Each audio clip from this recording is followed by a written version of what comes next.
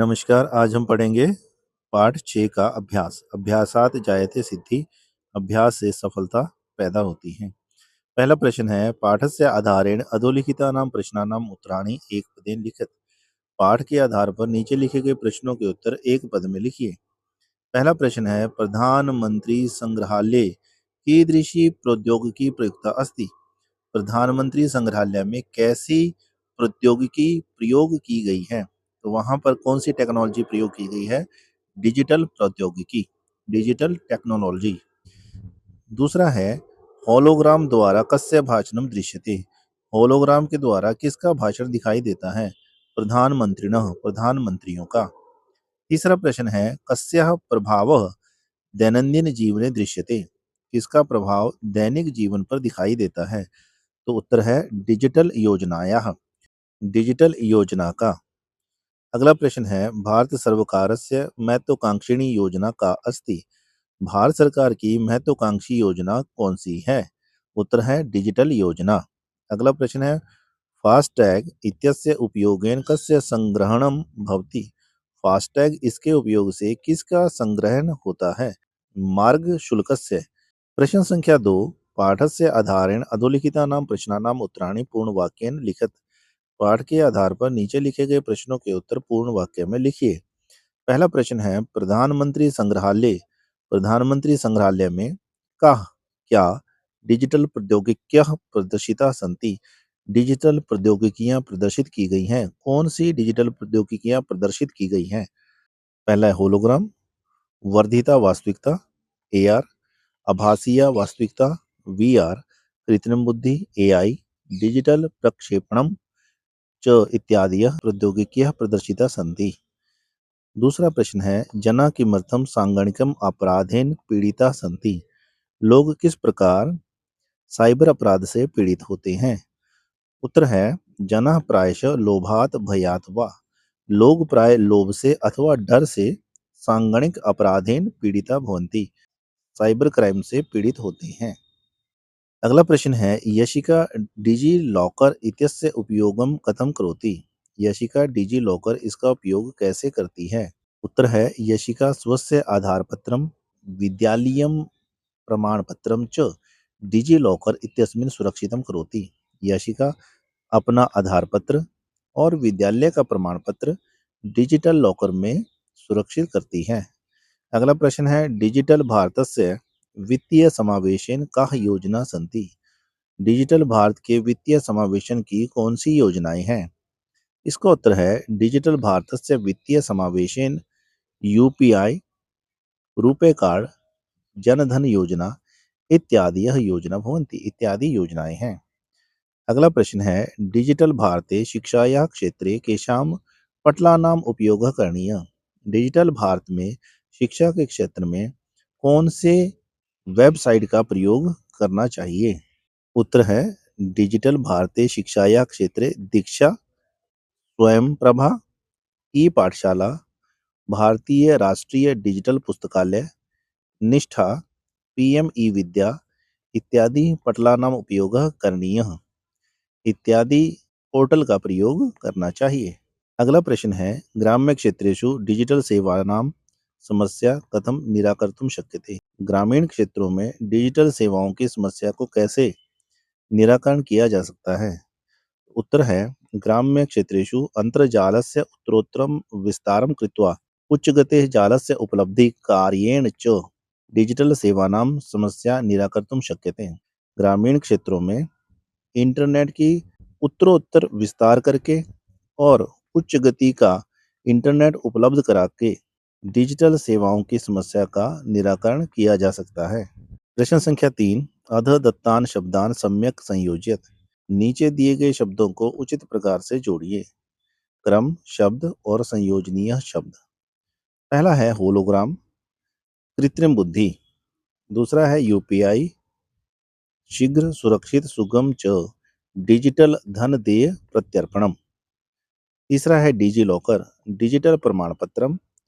उसके बाद है फास्टैग, राजमार्गेषु स्वचालिता विधिना मार्ग शुल्कस्य शीघ्रम संग्रहणम। और अंतिम है वीआर, आभासीय वास्तविकता, वर्चुअल रियलिटी। प्रश्न संख्या 4 अधः प्रदत्त मंजूषातः शब्दान चित्वा रिक्त स्थानानि पूरयत।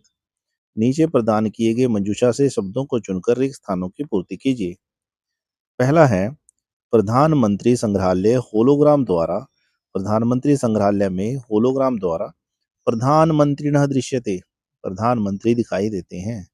दूसरा है डिजिटल भारतस्य आर्थिक समावेशेन सुगमम कर्तुम यूपीआई प्रणाली अस्ति।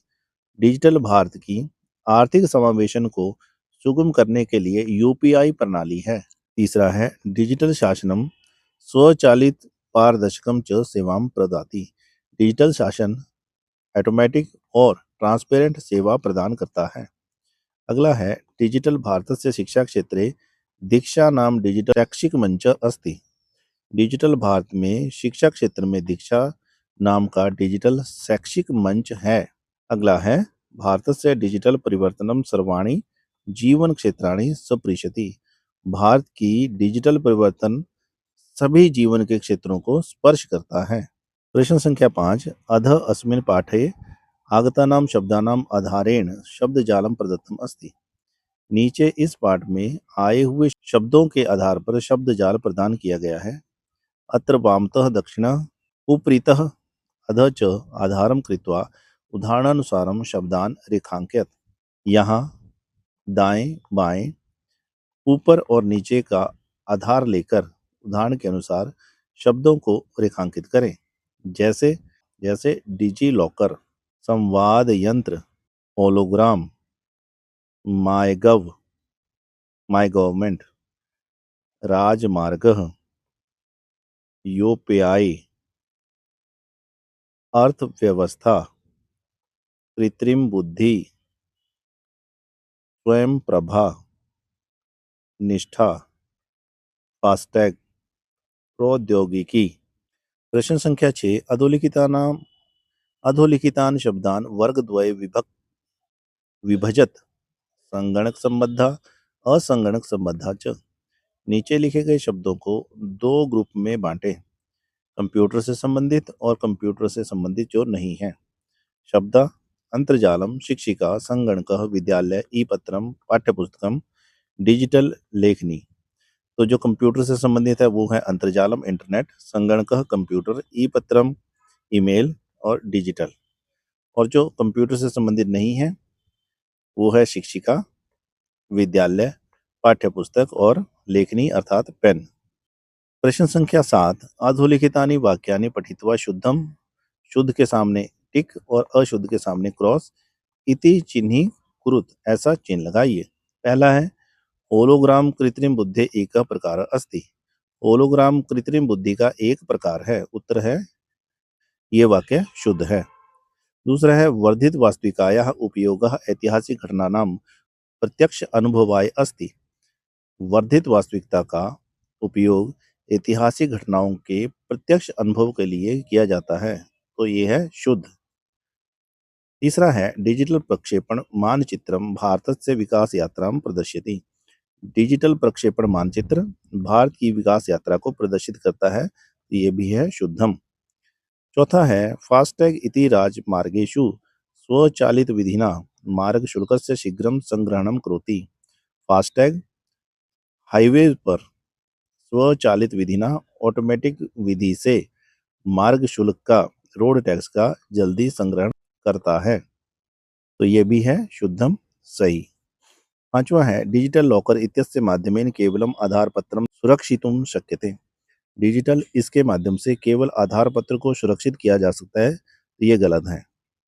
उससे आगे है भारतस्य डिजिटल परिवर्तनम केवलम शासने प्रभावम करोति।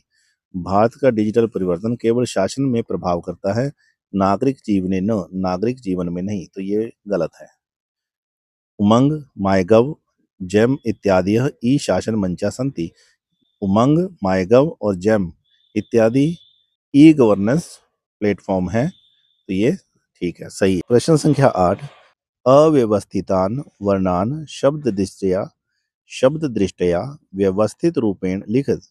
अव्यवस्थित वर्णों को शब्द की दृष्टि से व्यवस्थित रूप में लिखें। उदाहरण के अनुसार व्यय वित्तीय समानशम, तो वित्तीय समावेशनम। पहला है क स ड ग म ण, ये बन गया संगणकम। अर्थात इस संगणकम, कार व सरह, सर्वकारः सरकार, ल्यह विद्या विद्यालय स्कूल, जिक डिलॉर डिजी लॉकर, शक्त सुम सुशक्तम सुशक्त। प्रश्न संख्या 9, अधोलिखितम परिच्छेदम पठित्वा प्रश्नान उत्तराणि लिखित। नीचे लिखे गए परिच्छेद को पढ़कर प्रश्नों के उत्तर लिखिए। अद्यतने विज्ञान युगे सर्वे मनुष्य डिजिटल प्रौद्योगिकियाः प्रयोगं कुर्वन्ति। आज के विज्ञान युग में सभी मनुष्य डिजिटल प्रौद्योगिकियों का प्रयोग करते हैं। जनाः अंतर्जालस्य, लोग इंटरनेट का, सचल दूरवाण्या मोबाइल का, संगणकस्य च और कंप्यूटर के सहायेन सहायता से शीघ्रम कार्याणि संपादयन्ति, शीघ्र कार्यों को संपादित करते हैं। विद्यार्थिनः अपि, विद्यार्थी भी ई अधिगम प्रणालीम स्वीकृत्य, ई अधिगम प्रणाली को स्वीकार करके ज्ञानम वर्धयन्ति, ज्ञान बढ़ाते हैं। तो इसके आधार पर प्रश्न है। पहला प्रश्न है अद्यतनम युगम कीदृशम अस्ति। आजकल युग कैसा है? तो अद्यतनम युगम विज्ञान युगम अस्ति। कीदृशम की जगह लिखेंगे विज्ञान युगम। आज का युग विज्ञान का युग है। प्रश्न संख्या 2 है मानवः केषां सहायेन कार्याणि शीघ्रं कुर्वन्ति। मानव किसकी सहायता से कार्य शीघ्र करते हैं? तो इसका उत्तर है अंतर्जालस्य, इंटरनेट की, और सचल दूरवाण्या मोबाइल की, संगणकस्य च और कंप्यूटर की सहायेन कार्याणि कुर्वन्ति की सहायता से कार्य करते हैं। प्रश्न संख्या 3, ई अधिगम प्रणाल्या प्रयोगम के कुर्वन्ति।